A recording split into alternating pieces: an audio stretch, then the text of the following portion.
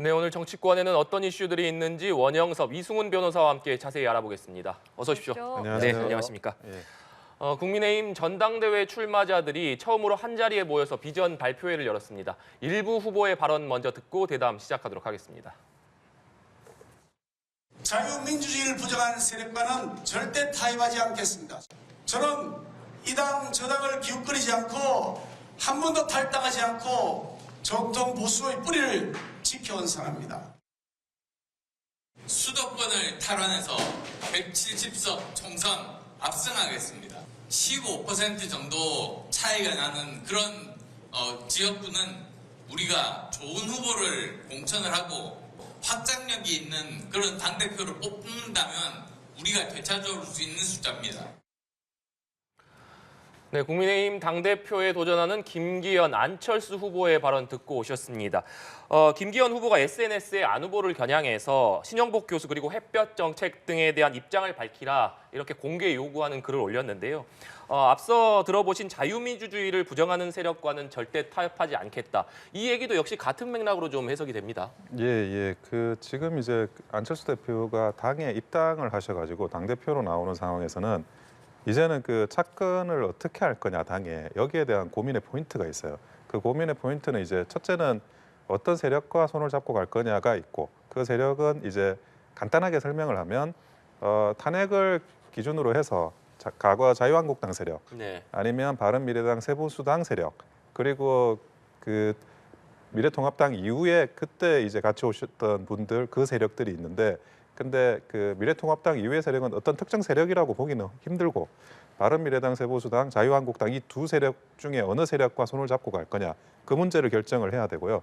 그리고 이제 그 두 번째로는 본인의 과거에 썼던 정치 철학, 소신, 정책에 대한 입장을 정리해야 되거든요. 네. 지금 이제 김기현 후보는 그 입장을 정리하라고 이제 이야기를 하는 거예요. 그런데 이 문제는 만약에 안철수 대표가 앞으로도 계속 그 국민의힘에서 활동을 하시려고 하면 어떻게든 정리를 할 수밖에 없습니다. 뭐 간첩, 뭐 신영복 교수, 사드 햇볕 정책 문제에 대해서 방법이란 건 몇 개 선택지는 몇 개밖에 없어요. 크게 잘라보면 수정할 거냐, 아니면 고소할 거냐, 아니면 폐기할 거냐, 아니면 무시할 거냐 이 정도밖에는 선택지가 없는데 그 선택지 중에 안철수 대표가 선택해야 되는 게 무엇인지를 이 국민의힘이라는 당에 오셔가지고 이 선택지의 내용을 선택해야 되는데 그 하나하나가 사실은 굉장히 힘들고 괴로운 부분이에요. 네. 그냥 단순히 선택했다고 끝내는 게 아니고 뭐 A를 선택했으면 그러면 그 다음에는 이런 문제가 있지 않냐라고 물어볼 때 그 대답까지 또 준비해야 되거든요. 그래서 안철수 대표 입장에서는 좀 이런 질문 받기 싫으실 건데 이거는 뭐 그 당내 경선을 이번에 한 번만 하고 끝내는 것도 아니고 어떤 식으로든지 정리를 하고 그 힘들더라도 그 과정을 한 번은 뭐 김기현 후보하고 경쟁한다는 차원이 아니라 본인이 국민의힘에서 착근한다는 차원에서 정리하고 가셔야 될 부분이라고 생각하고 있습니다. 네.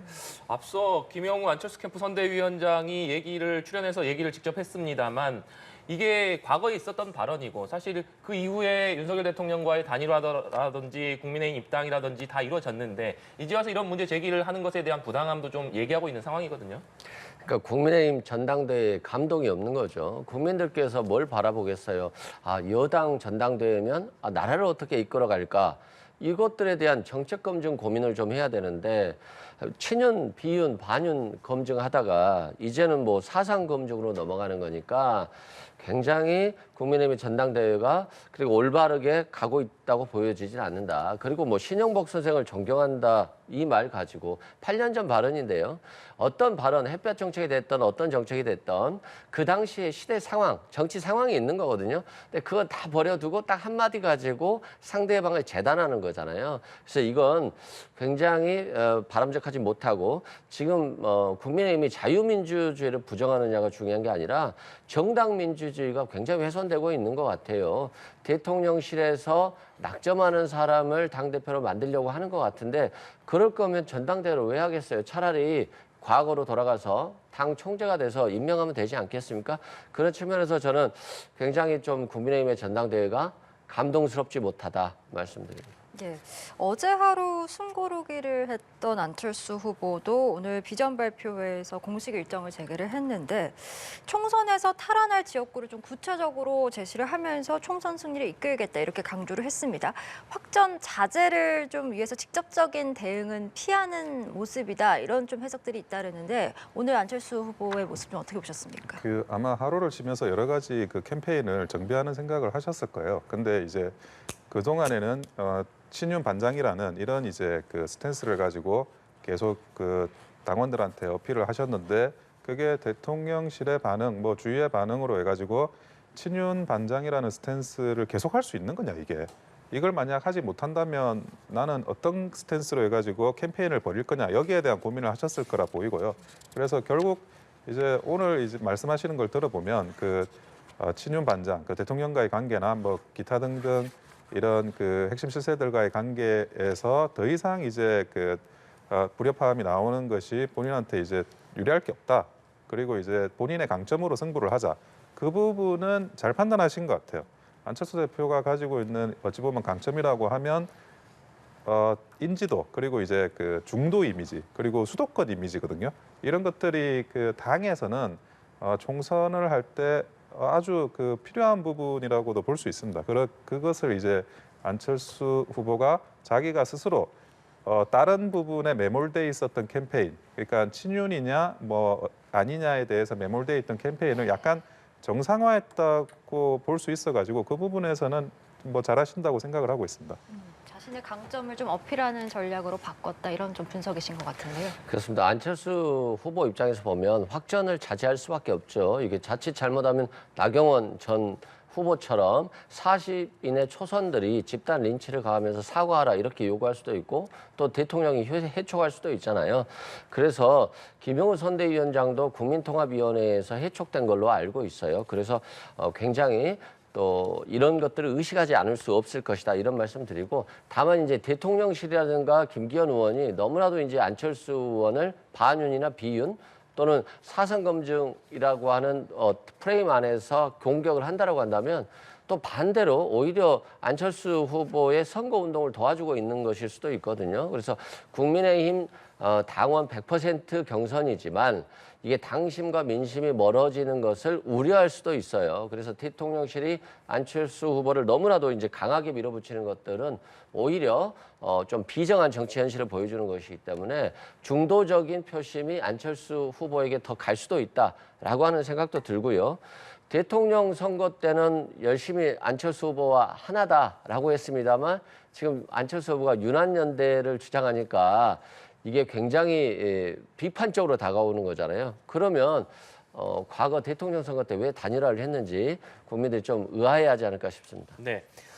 윤석열 대통령이 안철수 후보를 비판을 하면서 당무 개입 비판이 일고 있습니다만 이와 함께 1호 당원이라는 표현도 등장을 했습니다. 대통령실은 윤석열 대통령이 1호 당원이기 때문에 의견을 개진한 것이다 이런 입장을 밝혔는데 여기에 대해서는 좀 어떤 의견을 가지고 계십니까? 대통령께서도 한 명의 유권자십니다. 예, 당원이시고 당연히 본인도 이제 투표하시고 전당대회 출석도 하신다고 이제 본인께서 공언하셨고 그렇기 때문에 이 전반적인 이제 전당대회 돌아가는 상황에 대해서 당연히 의견 개진이 가능하고요. 우리가 뭐 국민들께서 대통령 선거할 때 대통령 선거의 진행 상황에 대해서 의견 개진하는 정도는 뭐 굉장히 자유스럽게 하지 않습니까? 그런 차원으로 이제 생각을 할 문제지 이거를 뭐 당무 개입이다 뭐 이렇게 보기는 어렵고요. 그리고 뭐 범죄 행위냐 아니냐 뭐 이런 것까지 확장해 가지고 해석하시는 분들도 있는데 그 정당법이나 이런 법률을 보면 그 정도 해당이 되려면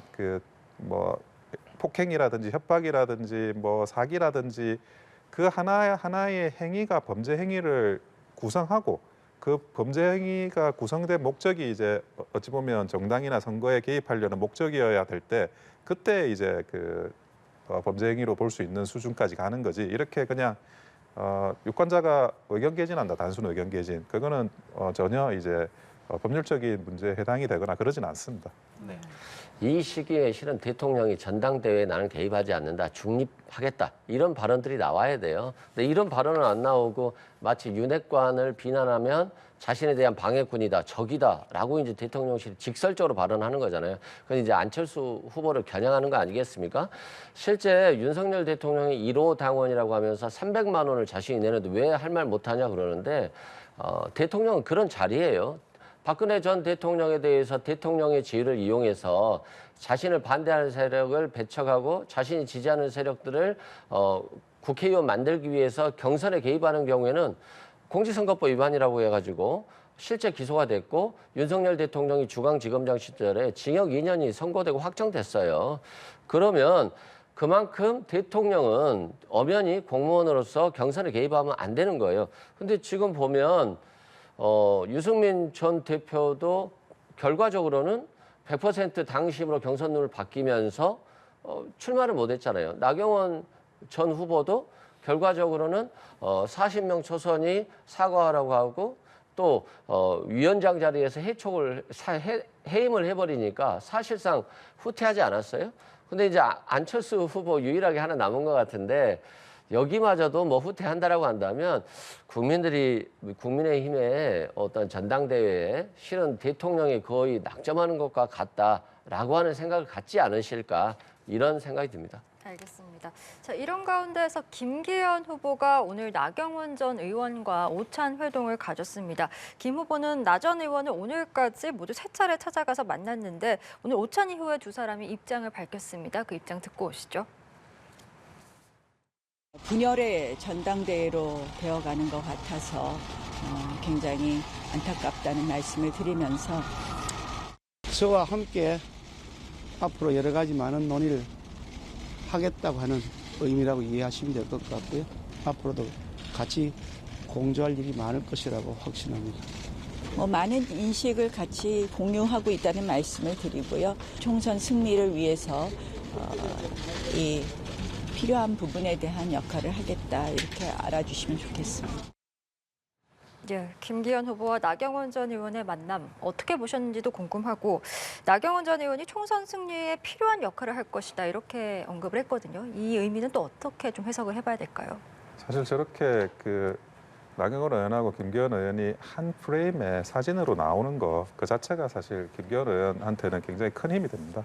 예, 지금 아마 내일부터 예비 경선을 진행을 하는 것 같은데 당원들을 대상으로 해가지고 보통은 이제 열세자 효과가 있다 그러고 열세자한테 동정을 주는 효과 그리고 이제 밴드웨건이라고 해서 강세자한테 될 사람 밀어주자 이런 효과가 둘 다 이제 뭐 있다라고 하는데 현실 정치에서는 밴드웨건 그러니까 강세자한테 쏠리는 그 효과가 더 큽니다. 그러니까 지금 예비 경선에서 어떤 식으로든지 지지율, 득표율이 나오게 될 거예요. 아무리 뭐 보안을 지킨다 그래도 현실 정치에서는 그 보안이 뚫리는 경우가 거의 100%더라고요. 그러다 보니까 어떤 식으로든지 실제 득표율이 어땠다라는 게 나올 텐데 그때 이제 승기를 잡지 못하면 추후에 이걸 역전한다는 거는 굉장히 어렵습니다. 그러니까 어떻게든 이제 오늘은 이런 이제 두 명이 같이 계시는 그런 사진이든 뭐 담화든 뭐든 이렇게 만들어야 될 그 필요성을 많이 느끼셨던 것 같아요. 그래서 이제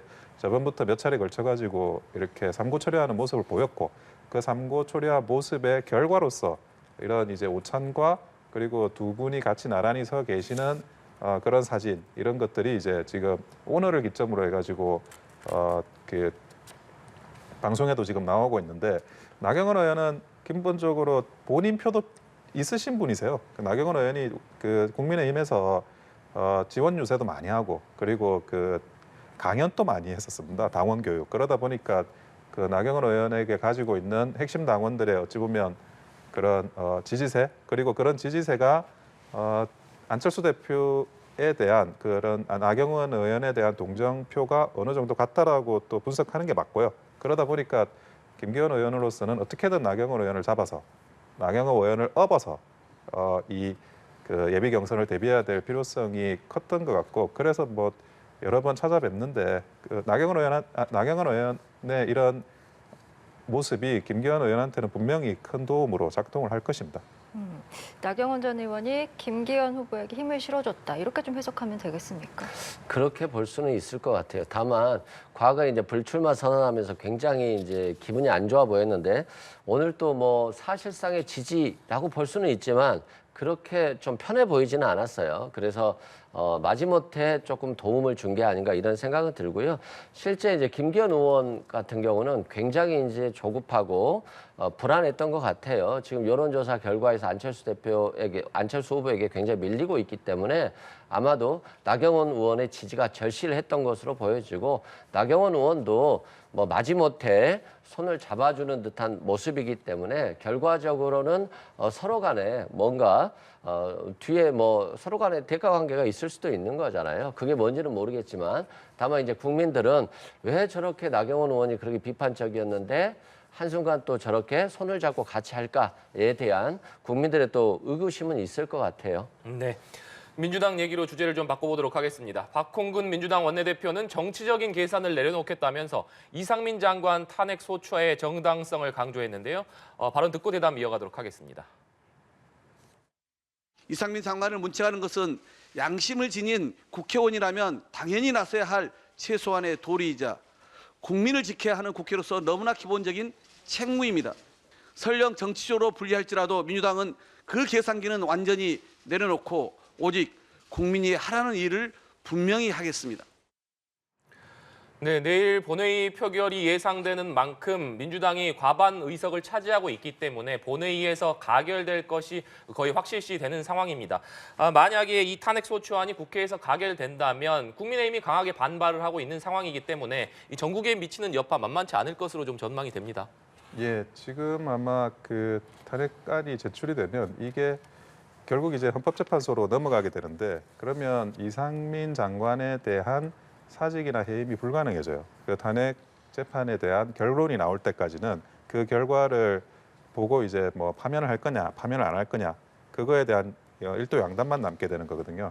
근데 그 정치적 계산을 전혀 이제 생각하지 않고 진행하겠다고 하는데 뭐 정치적 계산을 생각 안 하고 진행할 리는 없고요. 제가 볼 때는 아마 이렇게 조금 철진한 이슈를 가지고 이렇게 진행하는 거에 대해서는 이런 부분이 있을 것 같아요. 이상민 장관을 탄핵 소추를 하게 되면 이제 그 나중에 가서 이 탄핵 소추에 대한 결과가 기각이 됐을 때 정치적인 부담을 얻게 됩니다. 그리고 이상민 장관이 그렇게 이제 뭐 스타 장관은 아니거든요. 실세 장관이고 뭐 대통령님과 가까운 장관이라는 그런 의미는 있었지만 그런 스타 장관은 아니었는데 이상민 장관을 키워주는 현상이 발생할 수도 있어요. 그렇기 때문에 가까이서 보면 사실 그 민주당 입장에서는 정무적으로 그렇게 유리한 수가 아니라고 볼 수 있는데 그게 이제 그 민주당이 생각하고 있는 여러 가지 현상들 이거를 이제 연속적으로 봐야 될 부분이 노웅래 의원에 대한 이제 그 방탄, 체포동의안 부결 그리고 이제 아직은 뭐 진행은 안 됐지만 그 이재명 대표에 대한 체포동의안 부결 가능성 그리고 지금 이제 장외투쟁을 또 하고 있습니다. 네. 그리고 또 이제 전체 표를 모아가지고 이상민 장관을 탄핵하는 탄핵 소추를 의결하고 있고 이게 단일 대우를 형성하는 일련의 행동들을 연속해서 지금 하고 있는 거거든요. 이거는 제가 볼 때는 오히려 그 이상민 장관을 탄핵시켜서 그 탄핵 자체에서 얻는 이익이 아니라 그 내부 단속 그러니까 그 민주당 내부의 현역 의원들을 단일 대우화 시키고 나중에라도 어떤 그 만약에라도 리더십이 붕괴되는 그런 상황에서도 그런 정계 개편의 그런 압력을 대응할 수 있는 방어 전략으로 이런 단일 대우 형성을 계속 해 나가는 것 같아요. 장외투쟁이나 뭐 이런 것들도 사실은 그 조직위원장들 현역 의원들 입장에서는 사람을 계속 올려보내야 되고 굉장히 지금 뭐 심리적으로도 육체적으로도 부담이 큰 행동들인데 결국에는 어쨌든 단일 대우를 유지하자. 그 단일 대우 유지하는 거에 대해서 모두가 다 반강제적으로 이거를 해 나가야 된다라는 그런 부분을 계속 지도부에서 주입을 시키고 있는 거죠. 일종의 단합 대회, 대학생으로 치면 MT 비슷한 그런 정무적인 수를 노리고 진행하고 있는 것 같습니다. 네, 이승 변호사님은 어떻게 좀 보고 계십니까? 이상민 장관 탄핵은 너무 늦었죠. 민주당이 좀 실기를 한 거예요. 실은 국민들이 굉장히 국민의 안전과 대책에 대해서 무능력했다라고 보고 있고 그게 바로 이상민 행안부 장관이라고 보는 거잖아요. 아니 국민의 안전을 책임져야 될 행안부 장관이 그렇게 사고가 일어날 만큼 많은 사람들이 모여 있지 않았다라든가 아니 뭐 경찰 소방 인력 동원했어도 어차피 미리 동원했어도 막을 수 없었다. 정치적 선동하지 마라. 이런 취지의 발언이나 하고 있지. 국민들이 이런 가슴 아픈 일을 겪은 것에 대한 위로나 사과가 없었거든요. 그러니까 당연히 정책 책임을 져야 되는 거예요. 그러면 경찰청장이나 서울청장이 정책 책임을 지거나 아니면 행안부 장관이 져야 되는 건데 전혀 정치적 책임을 대통령이 지우고 있지 않다. 그리고 국회에서 해임 건의를 했는데 대통령이 뭐 공식적인 발언도 없이 그냥 뭉갠 거잖아요. 그러면 대통령이 국회를 무시하고 국민의 생명과 안전이 위태로워졌음에도 불구하고 정치적 책임을 하나도 지는 사람이 없기 때문에 탄핵 소추는 당연히 빨리 했어야 되는 게 맞다. 근데 너무 늦게 한 게 굉장히 문제다. 그리고 탄핵 소추가 기각되면 어떻게 하냐 이런 말 하잖아요. 뭐 직무집행에 있어서 헌법과 법률을 위배해야 되는데 이 입증할 수 있겠냐라고 하는 문제가 있잖아요. 물론 입증할 수 없습니다. 그런데 국민이 많은 참사를 겪었는데 거기에 대해서 정치적 책임을 지는 사람도 없고 거기에 대해서 입증을 요구한다라고 한다면 그럼 정부가 왜 있는 거죠? 정부가 있을 이유가 없지 않을까요? 그렇기 때문에 민주당은 당연히 탄핵을 추진해야 되고 이 결과와 상관없이 큰 역풍은 저는 없을 것이다 라고 말씀드리고 이상민 장관이 뭐 이 혜택을 받아서 뭐 정치적으로 뜰 수 있는 사람인가요? 전혀 그렇게 보지 않고요. 또 이상민 장관 탄핵한다고 해서 이재명 대표 방탄이 되는 겁니까? 전혀 무관한 얘기를 하고 있다고 보고요. 저는 정부가 국민의 안전과 생명을 책임져야 되고 이게 부족했다라고 한다면 법적 책임은 빠져나가더라도 정치적 책임을 지우는 것이 맞다라고 말씀드립니다. 알겠습니다. 이재명 대표와 관련된 검찰 수사 이야기로 좀 주제를 넘겨보겠습니다. 대장동과 위례 신도시 개발 의혹을 수사하는 검찰이 오늘은 백현동 개발 특혜 의혹과 관련해서 강제 수사에 나섰습니다. 성남시청, 백현동 개발 사업 시행사 등 지금 40여 곳을 압수수색한 것으로 전해지는데 여기에 이재명 대표의 측근으로 알려진 김인섭 전 한국하우징 기술대표의 주거지와 회사도 포함이 됐습니다. 이 대표를 좀 겨냥한 압박이다 이런 해석이 나오는데요. 어떻게 좀 보십니까? 예, 그게 압박이라고 하기에는 혐의가 너무 많이 나와요. 너무 많이 나오고 계속 나오고 그런데 그 하나하나의 혐의가 뭐 작지도 않아요. 지역 토착 비리라고 하지만 사이즈가 작은 비리는 아니고 그냥 아주 큰 사이즈의 지역 토착 비리가 연속해서 계속 나오다 보니까 이거는 뭐 수사 안 하는 거야말로 오히려 문제가 아닐까 싶을 정도로 계속 나오고 그리고 이제 이걸로 끝인가? 그것도 이제 지금 불명확한 거예요. 쌍방울 사건처럼 이제 막 시작하는 사건들도 있고 그러니까 이런 범죄 비리의 종합 백화점 같이 이렇게 그 이재명 대표가 연루된 사건들이 많은데 사실 사실관계가 너무 많아가지고 그 패널 입장에서 이거 정리하느라 굉장히 시간을 많이 들이는 경우가 많아요. 그러다 보니까 그 이재명 대표의 입장이 뭐 어떤 입장인지 본인도 정리하기도 굉장히 힘들 것 같아요. 그리고 그 한동훈 장관도 이야기하셨지만 혐의가 많은 게 검찰의 책임은 아니지 않습니까? 이 많은 혐의들을 수사를 할 수밖에 없고 그러다 보니까 계속해서 반복해서 이제 강제수사 방법, 압수수색이든 이런 것들이 발생할 수밖에 없는데 그 이재명 대표 개인에 대한 압박이라고 보기보다는 그냥 정상적인 수사 활동이라고 생각하고 있습니다. 네, 혐의가 너무 많고 그것을 수사하는 정상적인 상황이다 이런 말씀이십니다. 그렇죠. 저는 또 뭐 40여 곳 압수수색했다고 하니까 그런가 보다 하는 것 같아요. 너무 압수수색이 많다 보니까 국민들이 이 정부가 경제를 운영하거나 야당과 대화를 통해서 민생을 챙긴다 이런 생각보다는 야당에 대한 조사를 통해서 국정 운영 동력을 확보하고 지지율을 확보하는 게 아닌가 싶어요. 그래서 국민들이 이재명 대표에 대한 수사가 정당한지 여부를 떠나서 굉장히 야당 대표 탄압에만 관심이 있다 이런 생각이 들고요. 이게 끝나지 않는 수사가 무서운 거예요. 특수부 수사를 하는데 잘못이 있을 수도 있죠. 그러면 압수수색하고 수사해서 뭔가 수사를 끝내줘야 되는 건데 이건 끝나지 않는 수사예요. 이거 지금 쌍방울 끝나면 또 백현동 수사하죠. 또 오늘 보니까 코나이 지역 사랑상품권 경찰이 무혐의 송치했는데 검찰이 다시 수사하라고 제지했더라고요. 그러면 야당 대표에 대한 수사는 끝이 없는데 김건희 여사라든가 대통령과 관련된 범죄 수사에는 전혀 이루어지지 않잖아요. 그렇기 때문에 이게 야당만 타담하는 것이고 공정한 수사는 아니다라고 보여지는 것이고요. 이재명 대표가 수사에 있어서는 적극 협조하고 계속 받고 있습니다. 그래서 뭐 수사는 하겠지만 수사한다고 해서 유죄가 아니기 때문에 마치 압수수색했다고 유죄인 것처럼 그렇게 야당이라든가 여당이라든가 대통령실에서 몰아가는 것 이건 부적절하다 이렇게 말씀드립니다. 네. 민주당 대표가 한편 검찰의 추가 출석 요구에 오는 금요일 오전 11시쯤에 출석하겠다 이런 입장을 밝혔습니다.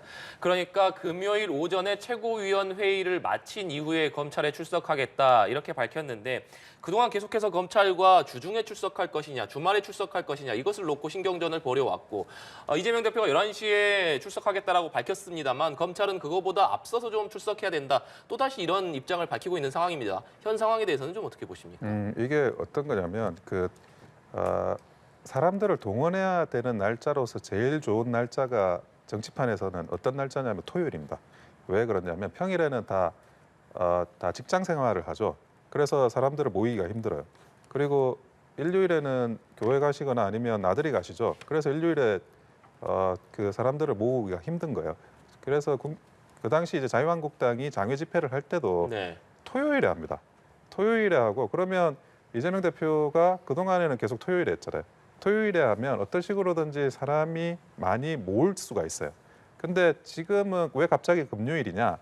그 토요일에 장외 집회를 해야 될 수도 있는 것 같아요. 제 생각에는 저번 첫 번째 장외 집회를 4일 날 하지 않았습니까? 네. 그 토요일 날 한 거거든요. 그리고 이번에는 주말에 안 하고 평일에 하겠다. 그러면 주말에는 뭐 하지? 주말에는 혹시 장외 집회를 하는 게 아닌가? 그거는 오히려 뭐 민주당 사정이니까 또 이승훈 변호사님 더 잘 아실 수 있는데 그런 내막이 있지 않을까 조심스럽게 추측을 해봅니다. 예. 아니 뭐 장외 집회는 일회성이고요. 지속적으로 하지 않는다는 것. 그리고 장외 집회의 가장 큰 목적은 민생을 좀 챙겨라라고 하는 것이었기 때문에 네. 뭐 장외 집회가 뭐 토요일에 열리냐 일요일이냐 이거 뭐 중요한 것 같지는 않고요. 또 당 의원들과 지지자들이 검찰청사 앞에 모이는 것 자체가 무슨 의미가 있겠어요.